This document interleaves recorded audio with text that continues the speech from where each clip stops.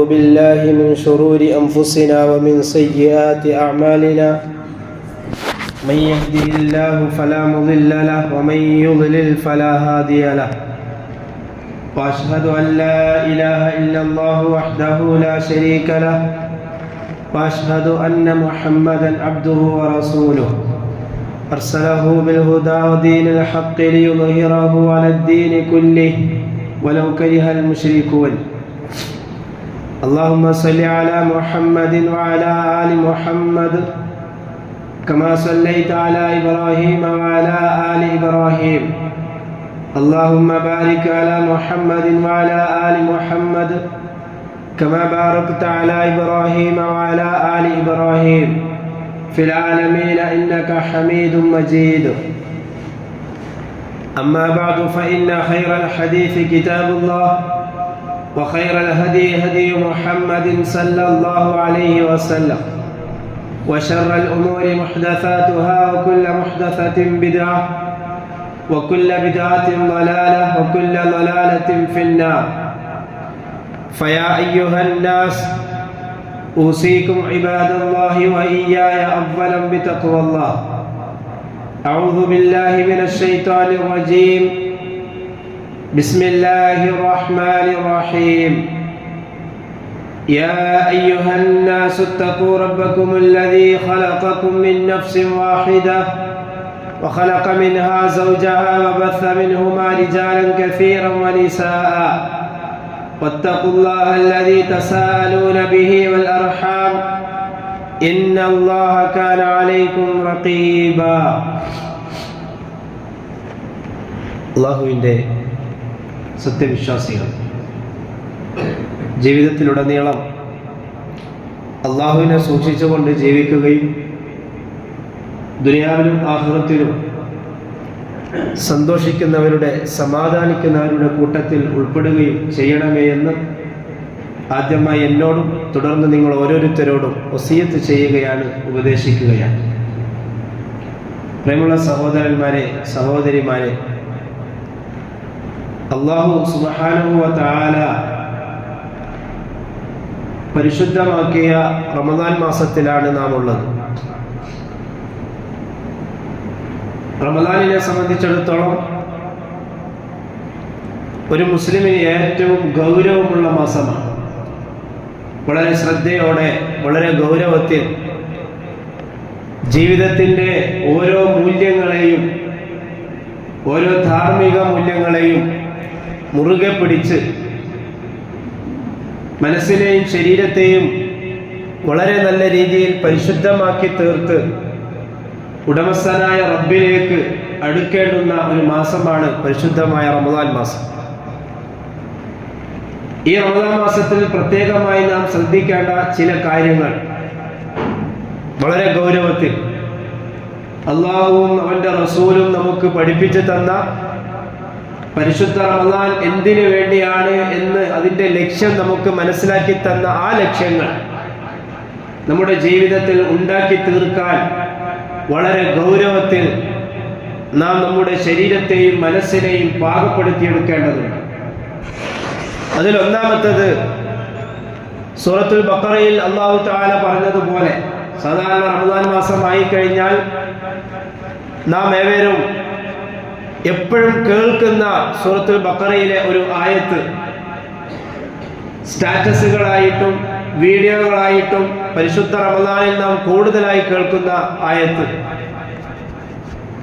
യാ അയ്യുഹല്ലദീന ആമനൂ കുതിബ അലൈക്കുമുസ് സിയാമു കമാ കുതിബ അലല്ലദീന മിൻ ഖബ്ലിക്കും ലഅല്ലക്കും തത്തഖൂൻ. പരിശുദ്ധമായ റമദാൻ മാസത്തിലെ നോമ്പ്, സൗമ് അല്ലാഹു തആല മുസ്ലിമീങ്ങൾക്ക് നിർബന്ധമാക്കിയിട്ടുള്ള തെളിവായിട്ടുള്ള ആയത്താണിത്. ഈ ആയത്തിലൂടെ നമുക്ക് മനസ്സിലാകുന്നത് അല്ലാഹു തആല നമുക്ക് മാത്രമല്ല, നമുക്ക് മുമ്പ് ജീവിച്ചു മരിച്ചുപോയ ജനങ്ങൾക്കും നമുക്ക് മുമ്പുണ്ടായിരുന്ന സമുദായത്തിനും അല്ലാഹു നോമ്പ് നിർബന്ധമാക്കിയിട്ടുണ്ട്. അതാണ് അല്ലാഹു തആല അങ്ങനെ പറഞ്ഞത്, കമാ കുതിബ അലല്ലദീന മിൻ ഖബ്ലിക്കും, നിങ്ങൾക്ക് മുമ്പുള്ളവർക്ക് നിർബന്ധമാക്കപ്പെട്ടതുപോലെ റമദാനിലുള്ള നോമ്പ് നിങ്ങൾക്കും നിർബന്ധമാക്കപ്പെട്ടിരിക്കുകയാണ്. എന്തിനാണത്? ലഅല്ലകും തത്തഖൂൻ. റമദാനിൽ ഒന്നാമതായിട്ട് നാം ഉണ്ടാക്കിയെടുക്കേണ്ട ഗുണം അതാണ്. റമദാനിലൂടെ അല്ലാഹു തആല ഉദ്ദേശിക്കുന്നത് അതാണ്. എന്ത്? ഓരോ മുസ്ലിമും തന്റെ ജീവിതത്തെ തഖ്വയിൽ അധിഷ്ഠിതമായ ജീവിതം നയിക്കുക എന്നത്. നോമ്പ് നിർബന്ധമാക്കിയത് തന്നെ നമ്മൾ തഖ്വയുള്ളവരായി തീരാൻ വേണ്ടിയിട്ടാണ്. നോമ്പ് നോക്കാൻ പറഞ്ഞത് തന്നെ നാം നമ്മുടെ ജീവിതത്തിൽ സൂക്ഷ്മത പാലിക്കുന്നവരായി തീരാൻ വേണ്ടിയിട്ടാണ്. അത് ഏത് കാര്യത്തിൽ? വെറും വെള്ളവും പാനീയവും ഭക്ഷണവും മാത്രം ഒഴിവാക്കിക്കൊണ്ട് പട്ടിണി കിടക്കുന്ന കാര്യത്തിൽ മാത്രമാണോ? അതല്ല 5 വക്ത് നിസ്കാരം മാത്രം നിലനിർത്തിക്കൊണ്ട് 5 വക്ത് നമസ്കാരം കൃത്യമായി നിലനിർത്തുന്നതിലൂടെ മാത്രമാണോ? ഇതൊന്നുമല്ല. മറിച്ച് ജീവിതത്തിന്റെ A to Z കാര്യങ്ങളിൽ, അടുക്കള മുതൽ അങ്ങാടി വരെ എന്ന് പറയുന്നത് പോലെ, അങ്ങാടി മുതൽ ഇന്റർനാഷണൽ അന്താരാഷ്ട്രം വരെ എന്ന് പറയുന്നത് പോലെ ജീവിതത്തിന്റെ മുഴുവൻ മേഖലകളിലും ഉടമസ്ഥനായ അല്ലാഹുവിനെ സൂക്ഷിച്ചുകൊണ്ട് ജീവിക്കുന്ന ഒരു ശരീരവും മനസ്സും ഉണ്ടാക്കിയെടുക്കുക. അതിനു വേണ്ടിയിട്ടാണ് അല്ലാഹു തആല നമുക്ക് നോമ്പ് നിർബന്ധമാക്കിയത്. നമുക്ക് നോക്കാം. തഖ്വ എന്ന് പറഞ്ഞാൽ റസൂലുള്ളാഹി സ്വല്ലല്ലാഹു അലൈഹി വസല്ലം പറഞ്ഞത് അത്തഖ്വ ഹാഹുന. റസൂലുള്ളാഹി സ്വല്ലല്ലാഹു അലൈഹി വസല്ലം സ്വന്തം ഹൃദയത്തിലേക്ക് കൈവിരൽ ചൂണ്ടിക്കൊണ്ട് പറഞ്ഞു, തഖ്വ ഇവിടെയാണ്.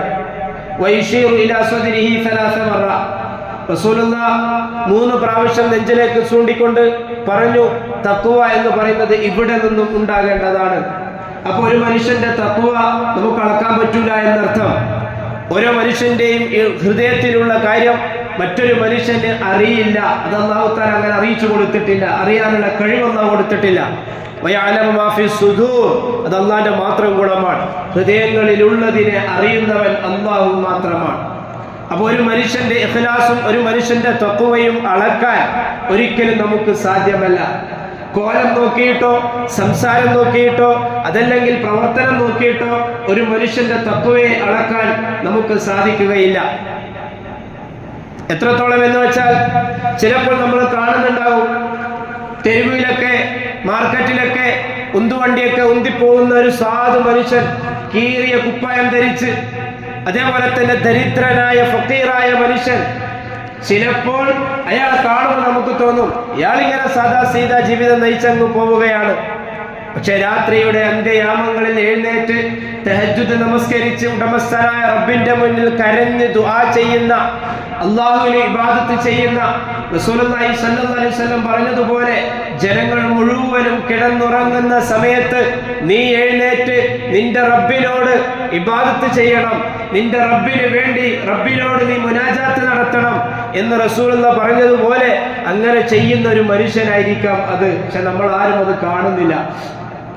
അതേപോലെ തന്നെ വ്യക്തി ജീവിതത്തിൽ സ്വന്തം മനസ്സിൽ എന്ത് കാര്യം ചെയ്യുമ്പോഴും മനസ്സിൽ ഒരു പേടിയും ഒരു ഭയവും. ആരെ? മനുഷ്യരെയല്ല.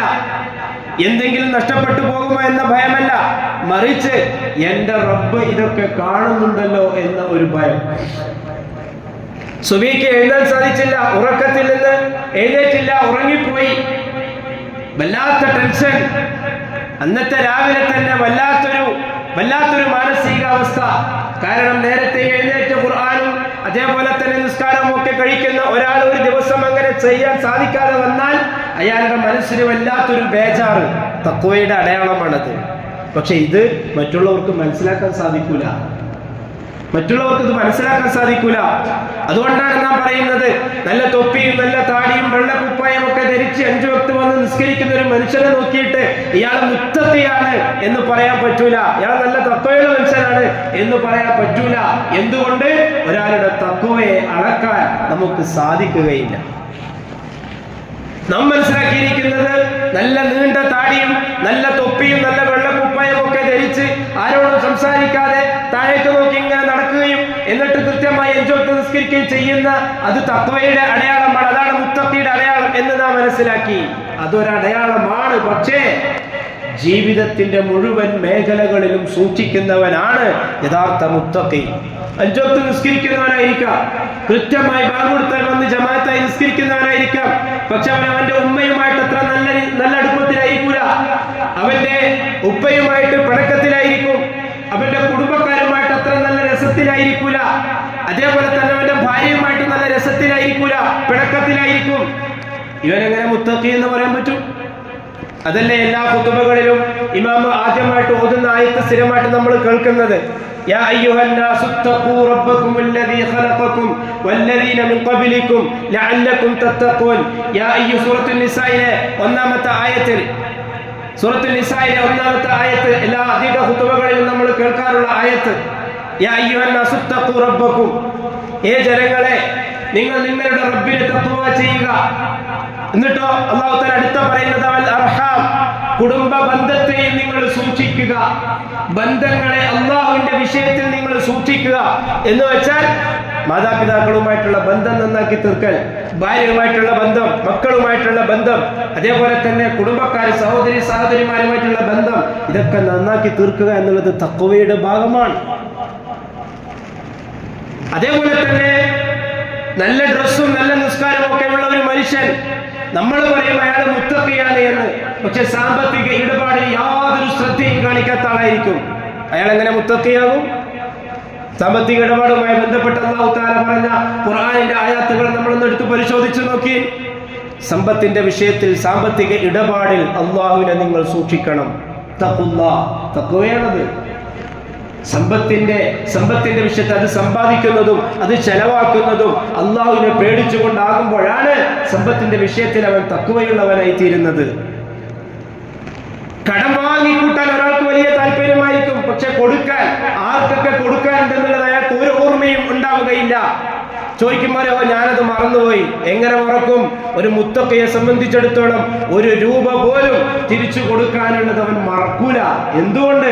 അവനക്കറിയാം ആ ഒരു രൂപ കൊടുക്കാതെ മരിച്ചുപോയ നാളെ ആഖിറത്തിൽ എന്തായിരിക്കും അവസ്ഥ. സാമ്പത്തിക ഇടപാടുകളിൽ അല്ലാഹുവിനെ സൂക്ഷിക്കുക. നിസ്കാരത്തിന്റെ വിഷയത്തിലും അല്ലാഹു തആല പറഞ്ഞു, നിങ്ങൾ അല്ലാഹുവിനെ സൂക്ഷിക്കണം. നിസ്കാരത്തിന്റെ വിഷയത്തിൽ കൃത്യമായി നിസ്കരിക്കുന്നത് തഖ്വയാണ്, കൃത്യമായി നോമ്പനുഷ്ഠിക്കുന്നത് തഖ്വയാണ്, കൃത്യമായി ഖുർആൻ പാരായണം ചെയ്യുന്നത് തഖ്വയുടെ അടയാളമാണ്. കൃത്യമായി സാമ്പത്തിക ഇടപാടുകളിൽ ദീനിന്റെ വശം നോക്കി അല്ലാഹുവിനെ പേടിച്ചുകൊണ്ട് സമ്പാദിക്കുകയും ചെലവാക്കുകയും ചെയ്യുന്നത് തഖ്വയുടെ അടയാളമാണ്. അയൽവാസികളുമായിട്ടുള്ള ബന്ധങ്ങളെ അല്ലാഹുവിനെ പേടിച്ചുകൊണ്ട് നന്നാക്കി തീർക്കുന്നത് തഖ്വയുടെ അടയാളമാണ്. കുടുംബക്കാരുമായിട്ടുള്ള ബന്ധങ്ങളെ പിണങ്ങിപ്പോകാതെ, മുറിഞ്ഞു പോകാതെ സൂക്ഷിക്കുന്നത്, അല്ലാഹുവിനെ പേടിച്ച് സൂക്ഷിക്കുന്നത് തഖ്വയുടെ അടയാളമാണ്. ഇതെല്ലാം ചെയ്യുന്ന ആളെ പറ്റി പറയുന്ന പേരാണ് മുത്തഖി എന്ന്. അപ്പൊ നമ്മളൊന്ന് കൈവച്ച് നോക്കുക, ഏത് മേഖലയിലാണ് ഞാൻ മുത്തഖി ആവാതിരുന്നത്? ഏത് മേഖലയിലാണ് എനിക്ക് റബ്ബിനെ പേടിയില്ലാത്തത്? കുടുംബക്കാരുമായിട്ടുള്ള വിഷയത്തിലാണോ? സാമ്പത്തിക ഇടപാടിലാണോ? അതല്ല നിസ്കാരം, നോമ്പ്, സക്കാത്ത്, ഖുർആൻ പാരായണം പോലുള്ള വിഷയങ്ങളിലാണോ? നമ്മളൊന്ന് കൈവച്ച് നോക്കണം. ഈ റമദാൻ തീരുന്നതിന് മുമ്പ് ഈ പറയപ്പെട്ട എല്ലാ മേഖലകളിലും അല്ലാഹുവിനെ സൂക്ഷിക്കുന്ന ഒരു സ്വഭാവം നമുക്ക് ഉണ്ടായിട്ടില്ലെങ്കിൽ ഈ റമദാൻ നമുക്ക് ഉപയോഗപ്പെട്ടിട്ടില്ല. കാരണം അല്ലാഹ് പറഞ്ഞത് നിങ്ങൾ തഖ്വയുള്ളവരായി തീരാൻ വേണ്ടിയിട്ടാണ് നിങ്ങൾക്ക് നോമ്പ് നിർബന്ധമാക്കപ്പെട്ടത് എന്നാണ്. അവിടെ ഈഗോയും അതേപോലെ തന്നെ അങ്ങനത്തെ കാര്യങ്ങളൊന്നും ഉണ്ടാകാൻ പാടില്ല. അള്ളാഹുവിന്റെ വിഷയത്തിൽ എവിടെ പോയാലും, അള്ളാഹിന്റെ വിഷയത്തിൽ എവിടെ താണു കൊടുക്കേണ്ടി വന്നാലും താണു കൊടുക്കാൻ നമുക്ക് സാധിക്കണം. റസൂലുള്ളാഹി പറഞ്ഞു, എന്റെ റബ്ബ് എന്നോട് കൽപ്പിച്ചു വിനയമുള്ളവനായി തീരാൻ, മറ്റുള്ളവർക്ക് മുന്നിൽ വിനയമുള്ളവനായി തീരാൻ എന്റെ റബ്ബ് എന്നോട് കൽപ്പിച്ചിരിക്കുകയാണ്. ഇപ്പൊ റബ്ബിന്റെ കൽപ്പന പൂർത്തിയാക്കാൻ അത് അവിടെ താണു കൊടുക്കേണ്ടി വന്നാലും ശരി, അള്ളാഹ്ക്ക് വേണ്ടി താണു കൊടുത്തേ പറ്റൂ. റമദാനിൽ ഒന്നാമതായിട്ട് നാം ഉണ്ടാക്കിയെടുക്കേണ്ടത് ഈ തഖ്വയാണ് എല്ലാ മേഖലകളിലും. അപ്പൊ പിന്നെ ജീവിതം നല്ല സുരക്ഷിതമായിരിക്കും. അതുകൊണ്ടാണ് സഹാബാക്കൾ, അങ്ങനെ ആയതുകൊണ്ടാണ് സഹാബാക്കൾ അത്രയധികം വിശ്വസിച്ചത്. റസൂലുള്ളാഹി അങ്ങനെയുള്ള ഒരാളായതുകൊണ്ടാണ് റസൂലുള്ളാഹി അത്രയധികം ഖുറൈശികൾ, റസൂലുള്ളാഹി അംഗീകരിക്കാത്തവർ വരെ വിശ്വസിച്ചത്, സകല സാധനങ്ങളും സൂക്ഷിക്കാൻ ഏൽപ്പിച്ചത്. ഇങ്ങനെ ജീവിതത്തിന്റെ ഓരോ മേഖലകളിലും അല്ലാഹുവിനെ സൂക്ഷിച്ച് ജീവിക്കുന്നതിന്റെ പേരാണ് തഖ്വ. അങ്ങനെ ജീവിക്കുന്നവന്റെ പേരാണ് മുത്തഖി. അത് നമ്മൾ യഥാർത്ഥത്തിൽ മനസ്സിലാക്കിക്കൊള്ളണം. അതൊരിക്കലും മറ്റുള്ളവർക്ക് അളക്കാൻ സാധിക്കൂല. അത് എല്ലാവരുടെയും ഹൃദയത്തിന്റെ ഉള്ളിലുള്ളതാണ്. ഒരു ഇഖ്ലാസും ഇല്ലാണ്ടാണോ കാര്യങ്ങൾ ചെയ്യുന്നത് എന്ന് ചില ആൾ പറയും. അത് ഭയങ്കര അപകടമാണ് നമ്മെ സംബന്ധിച്ചിടത്തോളം, പറയുന്നവരെ സംബന്ധിച്ചിടത്തോളം. ഒരിക്കലും അങ്ങനെ പറയാൻ പറ്റൂല. കാരണം അവൻ ചെയ്യുന്നത് ഇഖ്ലാസോട് കൂടിയാണോ അല്ലയോ എന്നുള്ളത് അവനിക്കും അള്ളാഹ്ക്കും മാത്രമേ അറിയുള്ളൂ. കാരണം ഇഖ്ലാസ് എന്നത് പുറത്തു കാണുന്ന സാധനമല്ല, അത് ഹൃദയത്തിനുള്ളിലുള്ളതാണ്. എനിക്ക് എൻ്റെ റബ്ബിനെ എത്രത്തോളം പേടിയുണ്ട്, എൻ്റെ റബ്ബിനോട് എത്രത്തോളം ഭയം എനിക്കുണ്ട് എന്നത് എനിക്കും എൻ്റെ റബ്ബിനും മാത്രമേ അറിയുള്ളൂ. അത് ചിലപ്പോൾ നിസ്കാരം കണ്ടാൽ മനസ്സിലായിക്കൊള്ളുന്നില്ല, നോമ്പ് കണ്ടാൽ ചിലപ്പോൾ മനസ്സിലായിക്കൊള്ളുന്നില്ല, ഖുർആൻ ഓത്ത് കേട്ടാൽ ചിലപ്പോൾ മനസ്സിലായിക്കൊള്ളുന്നില്ല. വിഷയം ഗൗരവമുള്ളതാണ്. പ്രിയമുള്ളവരെ, പരിശുദ്ധ റമദാനിൽ നമുക്ക് ഉണ്ടാക്കിയെടുക്കേണ്ട ഒന്നാമത്തെ ഗുണം അതാണ് തഖ്വ ജീവിതത്തിൽ ഉണ്ടാക്കി തീർക്കുക. തഖ്വ ജീവിതത്തിൽ ഉണ്ടാക്കി തീർക്കുക. ഇതല്ലാതെ നാളെ പരലോകത്ത് രക്ഷപ്പെടാൻ വേറെ വഴിയൊന്നുമില്ല സഹോദരങ്ങളെ. അള്ളാഹുവിനെ പേടിയുള്ള ഒരു മനസ്സും ഒരു ശരീരവും, അള്ളാഹുവിനെ പേടിയുള്ള ഒരു മനസ്സും ശരീരവും. ബനീ ഇസ്രായേലിന്റെ കൂട്ടത്തിൽപ്പെട്ട ഒരു സംഭവം റസൂലുള്ളാഹി പറഞ്ഞില്ലേ? അള്ളാഹുവിന്റെ സഹായം വന്നെത്തുന്ന രീതിയെ സംബന്ധിച്ച് പറയുമ്പോൾ ബനീ ഇസ്രായേൽ ഗുഹയിൽ അകപ്പെട്ട മൂന്നാളുകളെ സംബന്ധിച്ച് പറഞ്ഞതുപോലെ റസൂലുള്ളാഹി സ്വല്ലല്ലാഹു അലൈഹി വസല്ലം തങ്ങൾ ഇഖ്ലാസുമായി ബന്ധപ്പെട്ടിട്ടുള്ള കാര്യങ്ങൾ പറഞ്ഞില്ലേ? ഗുഹയിൽ അകപ്പെട്ടപ്പോ മൂന്ന് പേരും ചെയ്ത നല്ല പ്രവർത്തനങ്ങൾ എടുത്തു വെച്ചുകൊണ്ടാണ് അള്ളാഹുവിനോട് ദുആ ചെയ്തത്. സഹിഹായ ഹദീസ് അല്ലേ? അതിലൊരു മനുഷ്യൻ പറഞ്ഞത് എന്താണ്? അള്ളാഹുവേ, എൻ്റെ ഉപ്പാന്റെ സഹോദരൻ ഒരു മകളുണ്ട്, അവൾ എനിക്ക് വലിയ ഇഷ്ടമായിരുന്നു, എനിക്ക് അവളോട് വലിയൊരു സ്നേഹമായിരുന്നു, അവളെ എനിക്ക് എങ്ങനെയെങ്കിലും ആഗ്രഹം സാധിക്കാൻ വേണ്ടിയിട്ട് കിട്ടണമെന്നുണ്ടായിരുന്നു, പക്ഷെ ഒരിക്കലും അവൾ എനിക്ക് വഴങ്ങുന്നില്ല. ഒരു സുപ്രഭാതത്തിൽ അവളുടെ വീട്ടിൽ വലിയ ദാരിദ്ര്യം പിടിപെട്ടു, എനിക്കാണെങ്കിൽ അത്യാവശ്യം സമ്പത്തുമുണ്ട്. അവൾ എൻ്റെ അടുക്കിലേക്ക് വന്നു കുറച്ച് പൈസയും ചോദിച്ചുകൊണ്ട്. ഞാൻ അവളോട് പറഞ്ഞു, നീ ചോദിച്ചതിനേക്കാൾ കൂടുതൽ നിനക്ക് തരാം, നീ എനിക്ക് വഴങ്ങുകയാണെങ്കിൽ. ഗത്യന്തരമില്ലാതെ അവന് സമ്മതിക്കാൻ വേണ്ടി കൊടുത്തു. അവർക്ക് സമ്മതിച്ചു. അപ്പൊ ആ സമയത്ത് എത്രത്തോളം ഹദീസിന്റെ വാക്കുകൾ കാണാം, അവൻ അവളുടെ രണ്ട് കാലിന്റെയും ഇടയിൽ ഇരുന്നു. ആ സമയത്ത് ആ പെണ്ണ് അള്ളാഹുവെ എന്നോട് പറയുകയാണ്, നീ അള്ളാഹുവിനെ സൂക്ഷിച്ചു കൊള്ളണം. അള്ളാഹു താല നിരോധിച്ച, അള്ളാഹു താല ചെയ്യരുതെന്ന് പറഞ്ഞ ഒരു കാര്യമാണ് നീ ഇപ്പൊ ചെയ്യാൻ വേണ്ടി പോകുന്നത്. ഈ വിഷയത്തിൽ നീ അള്ളാഹിനെ പേടിച്ചോളണം. ഉടൻ തന്നെ എൻ്റെ മനസ്സ് മാറി. ഞാൻ അവിടെ നിന്ന് എഴുന്നേറ്റ് അവൾക്ക് പൈസ വേണ്ടതൊക്കെ കൊടുത്ത് അവളെ ഒഴിവാക്കിയിട്ട് പോയി. നിന്നെ പേടിച്ചുകൊണ്ട്, നിന്നോടുള്ള ഇഷ്ടത്തിന്റെ പേരിലാണ് ഞാനത് ചെയ്തത്. നിന്നെ പറഞ്ഞപ്പോൾ എനിക്കത് പേടിയായി, ഞാൻ അവിടെ നിന്ന് മാറി. അതിന്റെ പേരിൽ ഞങ്ങളെ ഒന്ന് രക്ഷപ്പെടുത്തണം. അങ്ങനെ അവർ ഗുഹയിൽ നിന്നും രക്ഷപ്പെടുന്ന സംഭവം റസൂലുള്ളാഹി സ്വല്ലല്ലാഹു അലൈഹി വസല്ലം തങ്ങൾ പറയുന്നുണ്ട്. ഓരോ മേഖലകളിലും അള്ളാഹുവിനെ പേടിച്ചുകൊണ്ടുള്ള ജീവിതം, അള്ളാഹുവിനെ സൂക്ഷിച്ചുകൊണ്ടുള്ള ജീവിതം അത് റമദാനിലേ ഉണ്ടാക്കിയെടുക്കാൻ പറ്റൂ. റമദാനിൽ ഒരിക്കലും ഉണ്ടാക്കിയെടുക്കാൻ കഴിഞ്ഞിട്ടില്ലെങ്കിൽ പിന്നെ ഒരു മാസം അവർക്ക് സാധിക്കൂല. എന്തുകൊണ്ടാ? അള്ളാഹ് അതാ പറഞ്ഞത്. റമദാനിൽ ഒരിക്കലും ഖുർആൻ ഓതാൻ സാധിച്ചിട്ടില്ലെങ്കിൽ വേറെ ഒരു മാസം ഒരിക്കലും ഖുർആൻ ഓതാൻ പറ്റൂല. റമദാനിൽ ഒരിക്കലും നിസ്കാരത്തിന് കൃത്യനിഷ്ഠ പുലർത്താൻ സാധിച്ചിട്ടില്ലെങ്കിൽ വേറെ ഒരു മാസം അവർക്ക് നിസ്കാരത്തിന് കൃത്യത കാണിക്കാൻ പറ്റൂല. റമദാനിൽ ഉമ്മാനോടും ഉപ്പാനോടും കുടുംബക്കാരോടും നല്ല നിലയിൽ പെരുമാറാൻ ഒരുത്തിന് സാധിച്ചിട്ടില്ല എങ്കിൽ റമദാൻ അല്ലാത്ത ഒരു മാസത്തിലും അവർക്ക് നല്ല രീതിയിൽ പെരുമാറാൻ കഴിയില്ല. അത് ഉറപ്പാണ്. കാരണം കുത്തിബ അലൈക്കും സിയാമു കമാ കുത്തിബ അലല്ലദീന മിൻ ഖബ്ലിക്കും ലഅല്ലക്കും തത്തഖൂൻ. രണ്ടർത്ഥം വേണമെങ്കിൽ പറയാം. ഒന്ന്, നിങ്ങൾ തഖ്വയുള്ളവരായേക്കാം. നിങ്ങൾ നോമ്പ് നോറ്റോളി.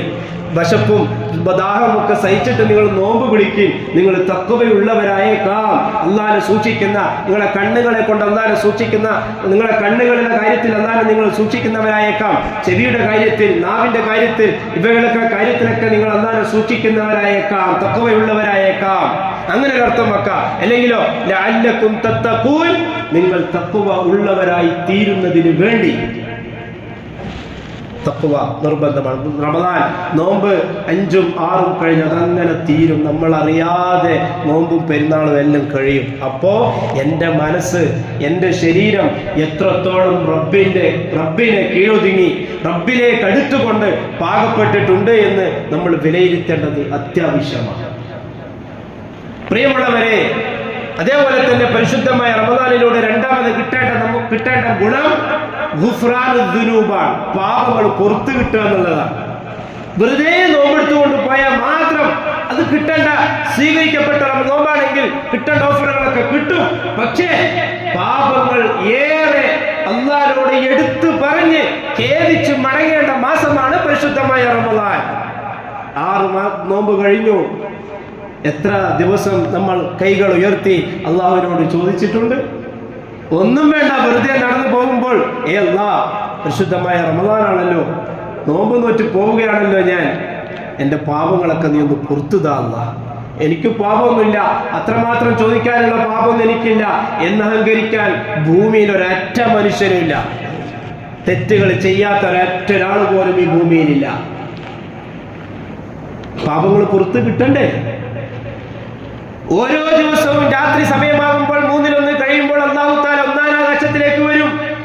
റസൂലുള്ളാഹി സ്വല്ലല്ലാഹു അലൈഹി വസല്ലം തങ്ങൾ പറഞ്ഞു, ഹൽ മിൻ മുസ്തഗ്ഫിരിൻ, അല്ലാഹു തആല വന്നിട്ട് ചോദിക്കും, ആർക്കെങ്കിലും പാപങ്ങൾ പുറത്തു കിട്ടാനുണ്ടോ?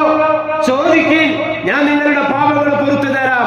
ആ സമയം നമ്മൾ ഓരോരുത്തരും കിടന്നുറങ്ങുകയായിരിക്കും സുഖമായിട്ട്, ഒരു ശ്രദ്ധയും നമുക്കുണ്ടാവില്ല. റസൂലുള്ളാഹി സ്വല്ലല്ലാഹു അലൈഹി വസല്ലം തങ്ങളുടെ വിശാലമായ ഒരു ഹദീസിൽ കാണാം, അബൂ ഹുറൈറ റളിയല്ലാഹു തആല അൻഹു റിപ്പോർട്ട് ചെയ്യുന്ന ഒരു ഹദീസിലുണ്ട്, റസൂലുള്ളാഹി സ്വല്ലല്ലാഹു അലൈഹി വസല്ലം തങ്ങൾ പറയുകയാണ്, അബൂ ഹുറൈറ റളിയല്ലാഹു തആല പറയാണ്, റഗിമ അൻഫു റജുലിൻ ദുകിർതു ഇൻദഹു ഫലം യുസല്ലി അലയ്യ. 3 കാര്യങ്ങൾ ഈ ഹദീസിൽ പറഞ്ഞു റസൂലുള്ളാഹി സ്വല്ലല്ലാഹു അലൈഹി വസല്ലം. വറഗിമ അൻഫു റജുലിൻ ദഖല അലൈഹി റമളാൻ ثم انسلخ قبل ان يغفر له. ورغم أنف رجل أدرك عنده أبواه الكبر فلم يدخلاه الجنة. ഈ പറഞ്ഞ ഈ 3 നാം ഇത്രയും പറഞ്ഞ കാര്യങ്ങളെല്ലാം ഈ ഹദീസിൽ അടങ്ങിയിട്ടുണ്ട്. റസൂലുള്ളാഹിന്റെ ചില ഹദീസുകൾ ദീനിന്റെ മുഴുവൻ കാര്യങ്ങളും ഉണ്ടാവും. 3 കാര്യങ്ങൾ റസൂലുള്ളാഹി ഈ ഹദീസിൽ പറഞ്ഞു. അതിൽ ഒന്നാമത്തേത്, ഒരു മനുഷ്യൻ അവൻ നിന്ദ്യനാവട്ടെ, ഒരു മനുഷ്യൻ അവൻ നശിച്ചു പോകട്ടെ. ആരാണെന്നറിയാമോ? അവന്റെ അടുക്കൽ ദുകിർതു ഇൻദഹു, എന്റെ പേര് പറയപ്പെട്ടു, ഫലം യുസല്ലി അലൈ, അവൻ എനിക്ക് സലാം പറഞ്ഞില്ല, എനിക്ക് സലാത്ത് ചൊല്ലിയില്ല. റസൂലിന്റെ പേര് കേട്ടിട്ട് സലാത്ത് ചൊല്ലാത്തവർ, റസൂലിന്റെ പേര് കേൾക്കുമ്പോൾ സയ്യിദുനാ മുഹമ്മദുൻ സല്ലല്ലാഹു അലൈഹി വസല്ലം സലാത്ത് ചൊല്ലാൻ നമുക്ക് കഴിയണം. റസൂല് പറഞ്ഞു, എന്റെ പേര് കേട്ടിട്ടും സലാത്ത് ചൊല്ലാത്തവൻ നശിച്ചു പോകട്ടെ. ഇതേപോലെ വേറൊരു സന്ദർഭത്തിൽ വേറൊരു ഹദീസ് റസൂലുള്ളാഹി പറഞ്ഞിട്ടുണ്ടായിരുന്നു, മിമ്പറിലേക്ക് കയറുന്ന സമയത്ത് 3 പ്രാവശ്യം ആമീൻ പറഞ്ഞു. മിമ്പറിൽ ഇറങ്ങി സഹാബാക്കൾ ചോദിച്ചു, എന്തിനാ റസൂലെ പറഞ്ഞത്? റസൂല് 3 കാര്യം പറഞ്ഞു. അതിലൊന്ന്, ജിബ്രീൽ വന്നിട്ട് ദുആ ചെയ്തു, നബിയുടെ പേര് കേട്ടിട്ട് സലാത്ത് ചൊല്ലാത്തവൻ നശിച്ചു പോകട്ടെ, അതിന് ഞാൻ ആമീൻ പറഞ്ഞു. മലക്കുകളിൽ ഏറ്റവും ശ്രേഷ്ഠൻ ജിബ്രീലാണ് ദുആ ചെയ്തത്, മനുഷ്യരിൽ ഏറ്റവും ശ്രേഷ്ഠൻ അല്ലാഹുവിന്റെ റസൂലാണ് ആമീൻ പറഞ്ഞത്. പിശുക്കാണ് സലാത്ത് ചൊല്ലാൻ, റസൂലിന്റെ പേര് കേട്ടിട്ട് സലാത്ത് ചൊല്ലാത്തവൻ. അതുകൊണ്ട് പ്രിയമുള്ളവരെ, സന്ദർഭോചിതമായി പറയട്ടെ, റസൂലിന്റെ പേര് കേട്ടാൽ സലാത്ത് ചൊല്ലണം, അതിനൊരു മടിയും കാണിക്കാൻ പാടില്ല. രണ്ടാമത് റസൂൽ പറഞ്ഞു, റഗിമ അൻഫു റജുലിൻ ദഖല അലൈഹി റമളാൻ ثم انسلخ قبل ان يغفر له. ഒരു മനുഷ്യൻ അവനും നശിച്ചു പോകട്ടെ, അവനക്ക് ഒരു ഗുണമില്ല, നിന്ദ്യനാവട്ടെ. അല്ലാഹുവിന്റെ റസൂലാ പറയുന്നത്. എന്താ കാരണം? റമളാൻ അവൻക്ക് വന്നു, എന്നിട്ടോ റമളാൻ അവനിൽ തീർന്നു പോയി, പക്ഷെ അവന്റെ പാപങ്ങളൊന്നും പുറത്തു കിട്ടിയിട്ടില്ല. പാപങ്ങൾ പുറത്തു കിട്ടാത്ത നിലയിൽ റമളാൻ 30 തീർന്നു പോയാൽ അവൻ നശിച്ചു പോകട്ടെ എന്ന് വെച്ചാൽ, റമളാൻ മാസം 30 ഉണ്ടായിട്ടും, ഒരുപാട് ഖുർആൻ ക്ലാസുകൾ കേട്ടിട്ടും, ഒരുപാട് തറാവീഹ് നിസ്കരിക്കുന്നത് കണ്ടിട്ടും, ഇതേപോലെ നോമ്പ് തുറപ്പിക്കലും നോമ്പ് തുറക്കുന്നത് കണ്ടിട്ടും അവന്റെ മനസ്സിന് ഒരു മാറ്റവും ഉണ്ടായിട്ടില്ല. ഒന്ന് ദുആ ചെയ്യാൻ പോലും അവർക്ക് സാധിച്ചിട്ടില്ല. മറ്റു മാസങ്ങളിലുള്ള ശീലങ്ങളിൽ നിന്ന് അതൊക്കെ ഒന്ന് മാറ്റി പുതിയൊരു ശീലം പോലും ഉണ്ടാക്കാൻ അവർക്ക് സാധിച്ചിട്ടില്ല. അങ്ങനെയുള്ളവനാണ് ഈ പറയുന്നത്. റമദാനിനെ ഗൗരവത്തിൽ കാണാത്തവൻ, റമദാനായിട്ടും ജീവിതത്തിൽ ഒരു ചേഞ്ച് വരാത്തവൻ, അത് വലിയ ഗൗരവമുള്ള വിഷയമാണ്. സാധാ നമ്മുടെ മറ്റു മാസങ്ങളിൽ ജീവിക്കുന്നത് പോലെ തന്നെയാണ് ഇപ്പോഴും പോകുന്നത്. ഗൗരവമുള്ള വിഷയമാണ്, ചിന്തിക്കേണ്ടിയിരിക്കുന്നു. ചേഞ്ച് വേണം. റമദാനായി കഴിഞ്ഞാൽ മനസ്സും ശരീരവും ഒക്കെ ഇബാദത്ത് ചെയ്യാനുള്ള ഒരു ആവേശത്തിലും ഇബാദത്ത് ചെയ്യാനുള്ള ഒരു മാനസികാവസ്ഥയിലും ആയിരിക്കണം. ഖുർആൻ ഓതുന്നതിലും നിസ്കരിക്കുന്നതിലും ഒക്കെ ആയിട്ട് റസൂല് പറഞ്ഞു, അങ്ങനെ റമദാൻ എത്തിയിട്ടും പാപങ്ങൾ പുറത്തു കിട്ടാത്തവൻ നാശമുള്ളവൻക്ക് നശിച്ചു പോകട്ടെ. മൂന്നാമത് റസൂലുള്ളാഹി ഹദീസിൽ പറഞ്ഞത്, നമ്മളിപ്പോ പറഞ്ഞാൽ വാർദ്ധക്യത്തിലെത്തിയ പ്രായമായ മാതാപിതാക്കൾ ഉണ്ടായിട്ടും ആ മാതാപിതാക്കളുടെ വിഷയത്തിൽ ആ മാതാപിതാക്കൾക്ക് ഖിദ്മത്ത് ചെയ്തുകൊണ്ട് സ്വർഗം കരസ്ഥമാക്കാൻ സാധിക്കാത്തവൻ നശിച്ചു പോകട്ടെ. പരമ നിമിഷത്തിൽ പറഞ്ഞതാണ്. ഇവിടെ നമ്മുടെ വിഷയം പരിശുദ്ധമായ റമദാൻ പാപങ്ങൾ പുറത്തു കിട്ടാനുള്ള മാസം കൂടിയാണ്. ഇത്രയും കാലം ചെയ്ത എല്ലാ പാപങ്ങളും പുറത്തു കിട്ടുക എന്നത് വലിയ ഗൗരവമുള്ള വിഷയമാണ്. കാരണം നാളെ സ്വർഗത്തിൽ പ്രവേശിക്കുന്നത് ത്വയ്യിബീങ്ങൾ മാത്രമാണ്, പാപത്തിന്റെ ഒരു കറ പോലും ഇല്ലാത്തവരാണ്. എന്ന് വെച്ചാൽ ഒരു തെറ്റും ചെയ്യാത്തവർ എന്നല്ല അതിനർത്ഥം. തെറ്റുകൾ ചെയ്തു പോയിട്ടുണ്ട്. ഇതുപോലുള്ള റമദാനൊക്കെ വരുമ്പോൾ അള്ളാഹുവിനോട് ഖേദിച്ച് മടങ്ങി പാപങ്ങൾ പൊരുത്തപ്പെടിപ്പിച്ച് ഹൃദയം ശുദ്ധിയാക്കിയെടുത്താവ. റമദാനിൽ നമുക്ക് കിട്ടേണ്ട രണ്ടാമത്തെ ഗുണം അതാണ്. പ്രിയമുള്ളവരെ, മൂന്നാമതായിട്ട് നമുക്ക് കിട്ടേണ്ടത് അയ്തുക്കും മിനന്നാർ, നരകമോചനമാണ്. പരിശുദ്ധമായ റമദാനിൽ നമുക്ക് കിട്ടേണ്ടത് മൂന്നാമത്തെ ഗുണം നരകത്തിൽ നിന്നും അല്ലാഹു തആല നമ്മെ മോചിപ്പിക്കുക എന്നതാണ്. ഇതും ഗൗരവമുള്ള വിഷയം തന്നെയാണ്. അതിന് റസൂലുള്ളാഹി സ്വല്ലല്ലാഹു അലൈഹി വസല്ലം തങ്ങൾ ഒരുപാട് കാര്യങ്ങൾ നമുക്ക് പഠിപ്പിച്ചു തന്നിട്ടുണ്ട്. ദുആ ചെയ്യാൻ പറഞ്ഞു തന്നു. അതേപോലെ തന്നെ ഇബാദത്തുകൾ വർദ്ധിപ്പിക്കാൻ നാലാമത്തെ കാര്യമായ ഇത്ഖും മിനന്നാർ, നരകത്തിൽ നിന്നുള്ള മോചനം മാത്രമല്ല, മറ്റത് ദുഖൂലുൽ ജന്ന, സ്വർഗ്ഗത്തിലേക്കുള്ള പ്രവേശനം കൂടിയാണ്. ഈ 4 കാര്യങ്ങളാണ് പരിശുദ്ധമായ റമദാൻ മാസത്തിൽ നമുക്ക് ഉണ്ടാക്കിയെടുക്കേണ്ട പ്രധാനപ്പെട്ട 4 കാര്യങ്ങൾ. നമ്മൾ ഇതിന് മാത്രം ഒന്ന് ഫോക്കസ് ചെയ്ത് നോക്കിയേ. പരിശുദ്ധമായ റമദാനിൽ ഒന്ന് തഖ്വ ഉണ്ടാക്കിയെടുക്കുക, 2 പാപങ്ങളൊക്കെ അല്ലാഹു പുറത്തു തരിക, 3 നരകത്തിൽ നിന്നുള്ള മോചനം ലഭിക്കുക, 4 സ്വർഗ്ഗത്തിൽ പ്രവേശിക്കുക. ഇതിന് മാത്രം, ഈ 4 കാര്യത്തിൽ മാത്രം ഒന്ന് ഫോക്കസ് ചെയ്ത് നോക്ക്. ആദ്യത്തെ തഖ്വ ഉണ്ടാക്കിയെടുക്കുക എന്ന് പറഞ്ഞാൽ മൊത്തം കാര്യമായി. രണ്ടാമത്തെ പാപങ്ങൾ പുറത്തിട്ടെന്ന് പറഞ്ഞാൽ ദുആ ചെയ്യലിന്റെ വഴി, അതിന് വേറെ വഴിയൊന്നുമില്ല, ദുആ ചെയ്തുകൊണ്ടേയിരിക്കുക. പിന്നെ റസൂലുള്ളാഹി പറഞ്ഞ കുറെ ഹദീസുകളുണ്ട്, ഓരോന്നോരോന്ന് എടുത്തു നോക്കിയാൽ സദഖ ചെയ്യുന്നത് പാപങ്ങൾ പുറത്തു കിട്ടാൻ കാരണമാണ്. ഒരുത്തരെ മുഖത്ത് നോക്കി പുഞ്ചിരിക്കുന്നത് പാപങ്ങൾ പുറത്തു കിട്ടാൻ കാരണമാണ്. ഒരാൾക്ക് നോമ്പ് തുറപ്പിക്കുന്നത് പാപങ്ങൾ പുറത്തു കിട്ടാൻ കാരണമാണ്. ഒരാളെ നോമ്പ് തുറക്കാനുള്ള ഭക്ഷണങ്ങൾ നമ്മൾ കൊണ്ടു കൊടുക്കല്, അതിന് സാമ്പത്തികമായി ചെലവാക്കല് പാപങ്ങൾ പുറത്തു കിട്ടാൻ കാരണമാണ്. ഇതൊക്കെ ജീവിതത്തിൽ കൊണ്ടുവന്നാൽ പാപങ്ങൾ പുറത്തു കിട്ടാൻ എളുപ്പമാണ്. അതിനോടൊപ്പം അള്ളാഹുവിനോട് ദുആ ചെയ്താലും മതി. പിന്നെ അയ്തുക്കും മിനന്നാറും ദുഖൂലുൽ ജന്ന, നരകമോചനവും സ്വർഗ്ഗപ്രവേശനവും. ജീവിതത്തിൽ ഇബാദത്തുകൾ ക്രമീകരിച്ച് അതിനെ കൃത്യമായി പ്ലാൻ ചെയ്ത് ശ്രദ്ധയോടെ ഗൗരവത്തോടെ ജീവിതത്തിൽ ഉണ്ടാക്കി തീർക്കുക എന്നതാണ്. അതിൽ ഒന്ന് പ്രധാനപ്പെട്ട കാര്യം പരിശുദ്ധ ഖുർആൻ റമദാൻ മാസത്തിൽ പാരായണം ചെയ്തു തീർക്കുക എന്നതാണ്. കാരണം ശഹ്റു റമദാനല്ലദീ ഉൻസില ഫീഹിൽ ഖുർആൻ, ഖുർആൻ ഇറങ്ങിയ മാസവും കൂടിയാണ് പരിശുദ്ധമായ റമദാൻ. ഇപ്പൊ 6 നോമ്പായില്ലേ? ഏറ്റവും ചുരുങ്ങിയ രീതിയിൽ ഏറ്റവും ലോ ആയിട്ട് ഖുർആൻ ഓതുന്ന ഒരു മനുഷ്യൻ ഇന്ന് 6 ജുസ് ആയിട്ടുണ്ടാവും, അല്ലെങ്കിൽ 5 ജുസ് ആയിട്ടുണ്ടാവും. ഇന്ന് മഗ്‌രിബ് ആകുമ്പോഴേക്കും അയാൾ 6 ജുസ് പൂർത്തിയാവും. ഒന്ന് നെഞ്ചത്ത് കൈവച്ച് ചോദിച്ചു, എത്ര ജുസ് ഖുർആൻ ഓതി? 1 ജുസ്, 2 ജുസ്. നഷ്ടമാണ് സഹോദര, നഷ്ടമാണ്. 6 നോമ്പായിട്ടും 5 ജുസ് പോലും പരിശുദ്ധ ഖുർആൻ ഓതാൻ നിനക്ക് സാധിച്ചിട്ടില്ലെങ്കിൽ പിന്നെ എപ്പോ നീ തീർക്കും? ഒരു ദിവസം 1 ജുസ് പോലും ഓതാൻ റമദാനിൽ ഓതാൻ നിനക്ക് സാധിക്കുന്നില്ലെങ്കിൽ 30 ദിവസം 30 ജുസ് ഓതി തീർക്കേണ്ടടുത്ത് പിന്നെ എപ്പോഴാ ഖിയാമുൽ ലൈലിൽ വന്നിരുന്നിട്ട് ഇത്തികാഫ് ഇരുന്നിട്ട് 5 ജുസും 10 ജുസും ഒന്നിച്ച് ഓതി തീർക്കലോ? സാധിക്കുമോ? ദുനിയാവിന് വേണ്ടി പരക്കം പായുന്നതിനിടയിൽ, മൈശത്തിന് വേണ്ടി ഓടുന്നതിനിടയിൽ എവിടെയാണ് നമുക്ക് നേരം? ഒരു ദിവസം 1 ജുസ് ഖുർആൻ ഓതാൻ നമുക്ക് കഴിയണം പരിശുദ്ധ റമദാനിൽ. ഏറ്റവും ചുരുങ്ങിയതാട്ടോ പറയുന്നത്. ചില ആളുകളുണ്ട്, അള്ളാഹുവിന്റെ നിഅമത്ത് വളരെയധികം ലഭിച്ച ആളുകൾ ഒരു ദിവസം 3 ജുസ് തീർക്കും. അപ്പൊ എന്താ 10 ദിവസമ്പോഴേക്കും 30 ജുസ് പൂർത്തിയാകും. അപ്പൊ ഒരു റമദാനിൽ 3 ഖത്തം തീർക്കും. അത് എങ്ങനെയോ ആരെങ്കിലും ചോദിച്ചിട്ടൊന്നും കാര്യമില്ല. എത്ര ഖത്തം തീർത്തു എന്നുള്ളതല്ല, എങ്ങനെ ഓതി തീർത്തു എന്നുള്ളതാണ്. വളരെ ശ്രദ്ധയോടുകൂടി ഒരു ദിവസം നമ്മളൊന്ന് സമയം ക്രമീകരിക്കാൻ പറഞ്ഞത്. അത്താഴം കഴിഞ്ഞതിന് ശേഷം ഇപ്പൊ കുറേ സമയമുണ്ട് നമുക്ക്. പണ്ടത്തെ പോലെയല്ലല്ലോ. ഇപ്പോ 5:35 5:40 ബാങ്ക് കൊടുക്കാൻ നമ്മൾ 4 മണിക്ക് എഴുന്നേറ്റ് നല്ല രീതിയിൽ വുദൂ ചെയ്ത് നിസ്കരിച്ച് അതേപോലെ തന്നെ ഭക്ഷണമൊക്കെ കഴിച്ചാൽ പിന്നെയും സമയം കിടക്കാൻ 3 മണിക്കൂർ. എന്തിനാ പോയി കിടന്നുറങ്ങുന്നത്? ആ സമയത്ത് ഇരുന്ന് ഖുർആൻ ഓതിക്കൂടെ? ബാങ്ക് കൊടുക്കുന്നത് വരെ 3/4 മണിക്കൂർ 1.5 ജുസ് ഖുർആൻ ഓതാൻ പറ്റും സാമാന്യം നല്ല രീതിയിൽ ഓതാൻ കഴിയുന്ന ആൾക്ക്. അങ്ങനെ അതും വേണ്ട, രാവിലെ ഒരു 1/4 ജുസ് ഓതുക, നിസ്കരിക്കുന്ന സമയത്ത് ഒരു 1/4 ജുസ് ഓതുക, അസ്സ്കാരത്തിന് ശേഷം ഒരു 1 ജുസ് ഓതുക, എന്നിട്ട് മഗ്‌രിബ് ബാങ്ക് പിന്നെ നോമ്പൊക്കെ തുറച്ചതിന് ശേഷം കുറച്ച് സമയം ബാക്കിയുണ്ട്, ആ സമയത്ത് ഒരു 1/4 ജുസ് ഓതി തീർക്കുക. അങ്ങനെ ക്രമീകരിച്ചൂടെ? നാളെ ആഖിറത്തിൽ വേണം എന്നാഗ്രഹിക്കുന്നവർ, നാളെ ആഖിറത്തിൽ ഈ റമദാൻ ഉപയോഗപ്പെടുത്തിയവരുടെ കൂട്ടത്തിൽ പെടണം എന്നാഗ്രഹിക്കുന്നവർ. റസൂലുള്ളാഹി സ്വല്ലല്ലാഹു അലൈഹി വസല്ലം തങ്ങൾ പറഞ്ഞു, സ്വർഗ്ഗത്തിലൊരു വാതിലുണ്ട്, യുഖാലു ലഹു അർ-റയ്യാൻ. റയ്യാൻ എന്നാണ് ആ വാതിലിന്റെ പേര്. ആ വാതിലിൽ നിൽക്കുന്ന മലക്കുകൾ, കാവൽക്കാരായ മലക്കുകൾ വിളിക്കും, അയ്ന സ്വായിമൂൻ, എവിടെ നോമ്പുകാർ? നോമ്പുകാർ നോമ്പ് നോറ്റിട്ട് അല്ലാഹു തആല പൂർണ്ണമായിട്ടും സ്വീകരിക്കുകയും റമദാനിനെ വേണ്ട വിധത്തിൽ ഉപയോഗപ്പെടുത്തുകയും ചെയ്ത ആളുകൾ, ആ ആളുകൾക്ക് മാത്രമേ അതിലൂടെ സ്വർഗത്തിൽ പ്രവേശിക്കാൻ സാധിക്കുകയുള്ളൂ. അത്രയും പ്രാധാന്യമുള്ള ഒരു കർമ്മം കൂടിയാണ് റമദാൻ. അത് വേണമെന്ന് ആഗ്രഹിക്കുന്നവർ പരിശുദ്ധ ഖുർആൻ അതൊരിക്കലും വിട്ടുകളയില്ല. ചില ആളുകളൊക്കെ കാണാറില്ല, ഖുർആൻ എടുത്തു നടക്കുക.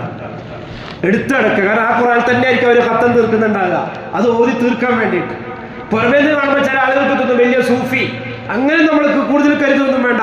പരിശുദ്ധ ഖുർആനിനെ ആ രീതിയിൽ നെഞ്ചോട് ചേർത്ത് വെക്കാൻ നമുക്ക് സാധിക്കണം എന്ന് ഈ ഖുർആനുമായിട്ട് നമ്മൾ അകലം പാലിച്ചുവോ അന്ന് തുടങ്ങി നമുക്ക് ഫസാദും ഫിത്നയും കുഴപ്പങ്ങളും എല്ലാം ദീനിൽ നിന്നും അകലാൻ അത് കാരണമായി. റസൂലുള്ളാഹി അർത്ഥം പറയണമെന്നില്ല.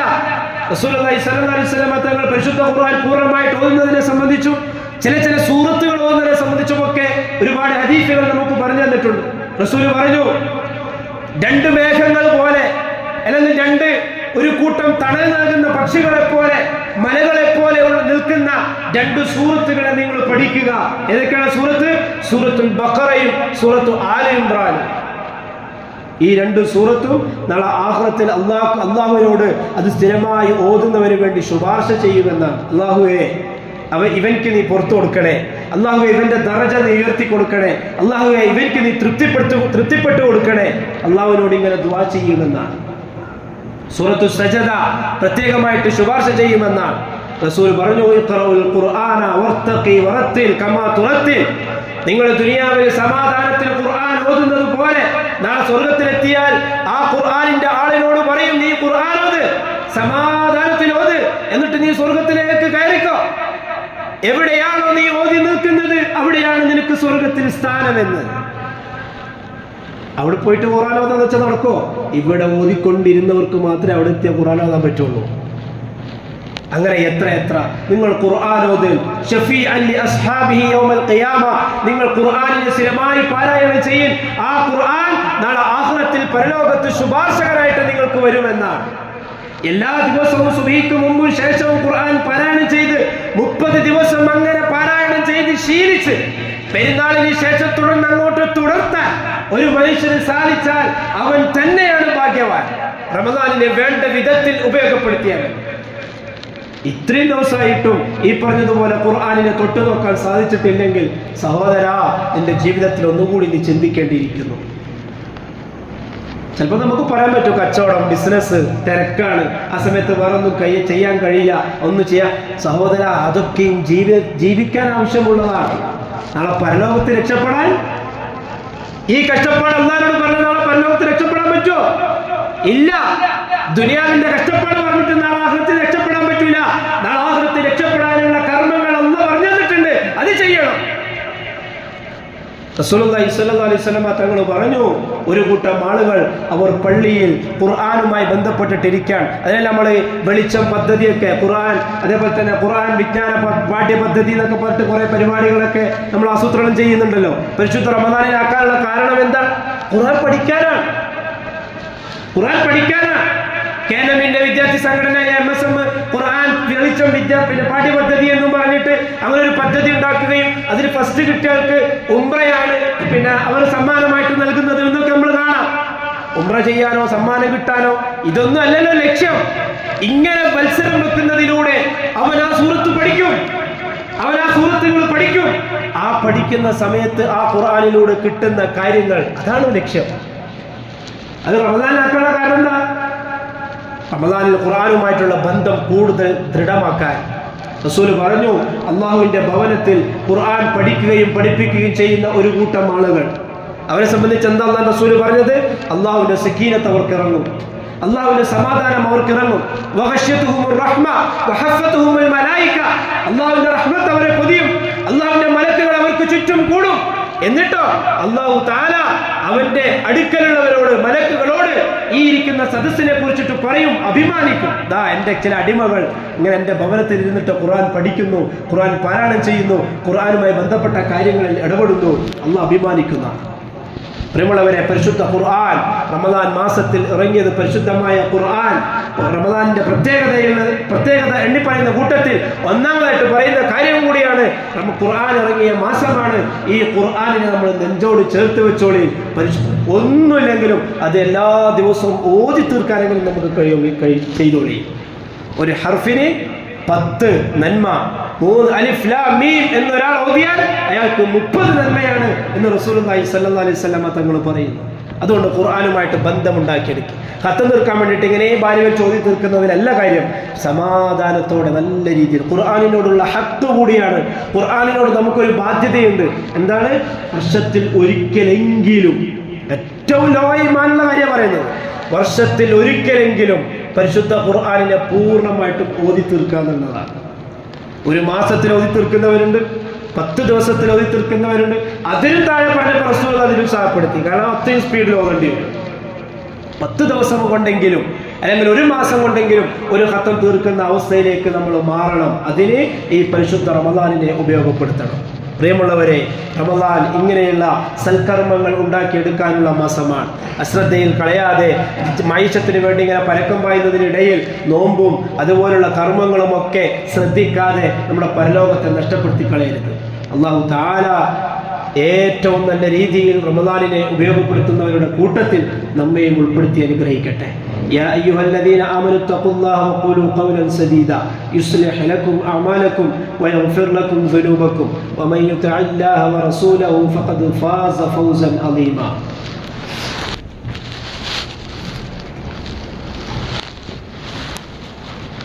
الحمد لله رب العالمين الصلاة والسلام على أشرف المرسلين وعلى آله وصحبه أجمعين أما بعد.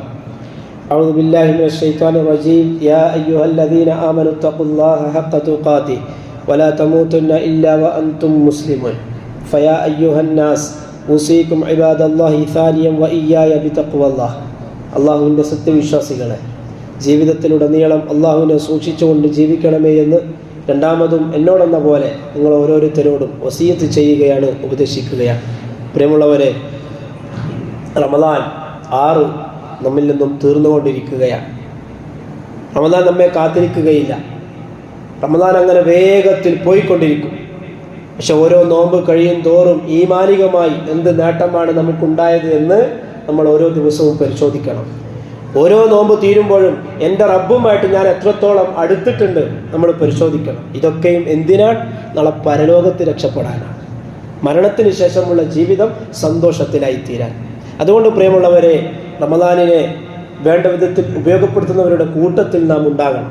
നമ്മുടെ മായിഷത്തിന് വേണ്ടി ജോലി തിരക്കിനിടയിൽ റമദാനിനെ നമ്മൾ മറന്നുപോകരുത്. അതൊരു സൈഡായിട്ട് നിൽക്കരുത്.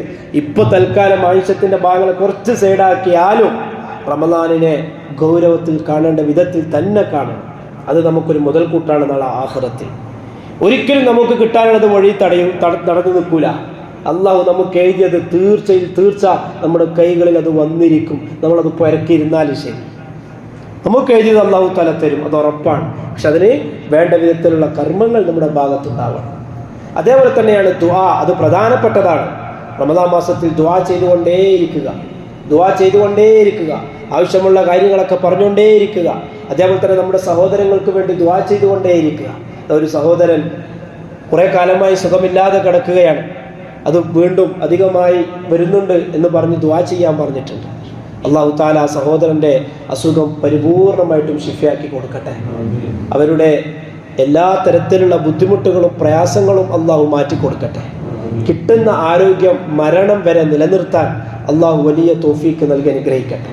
അതേപോലെ തന്നെ നമ്മുടെ പരിചയത്തിലുള്ള ഒരാൾ, അദ്ദേഹത്തിൻ്റെ വീടും സ്ഥലവും ഒക്കെ വിൽക്കാൻ വേണ്ടി തീരുമാനിച്ചിട്ട് എങ്ങനെ നടക്കുന്നില്ല. ഓരോരുത്തർ വന്ന് നോക്കി പോകുന്നു. ജീവിതത്തിൻ്റെ ആവശ്യങ്ങളാണ്. അള്ളാഹ് തീരുമാനിച്ചാലേ നടക്കുള്ളൂ. അദ്ദേഹം പറയാൻ, അള്ളാഹ് തീരുമാനിച്ചാലേ നടക്കുള്ളൂ. അതുകൊണ്ട് നിങ്ങൾ ദുആ ചെയ്യണം.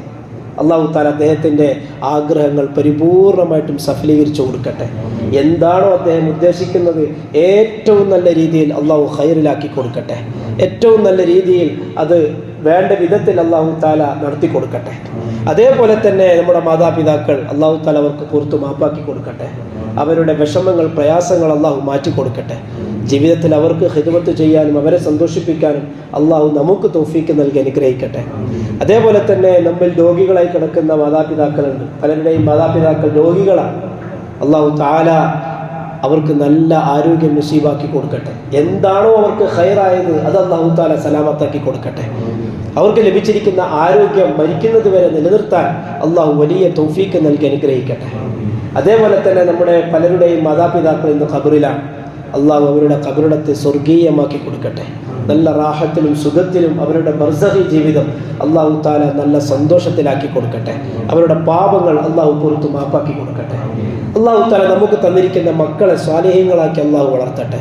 ദീനിനും സമുദായത്തിനും ഉപകാരപ്പെടുന്ന, ദുനിയാവിലും ആഖിറത്തിലും മാതാപിതാക്കളുടെ കണ്ണിന് കുളിർമയാകുന്ന സ്വാലിഹായ സന്താനങ്ങളാക്കി അള്ളാഹു നമ്മുടെ മക്കളെ വളർത്തട്ടെ. നമ്മുടെ ഭാര്യമാർ, നമ്മുടെ ഭർത്താക്കന്മാർ പരസ്പരം അഡ്ജസ്റ്റ് ചെയ്തും സ്നേഹിച്ചും ക്ഷമിച്ചും നിലകൊള്ളാൻ, അള്ളാഹ്ക്ക് വേണ്ടി ദീനിനു വേണ്ടി പരസ്പരം അഡ്ജസ്റ്റ് ചെയ്ത് ജീവിക്കുന്ന നല്ല ദമ്പതികളാക്കി അള്ളാഹു നമ്മെ മാറ്റി അനുഗ്രഹിക്കട്ടെ.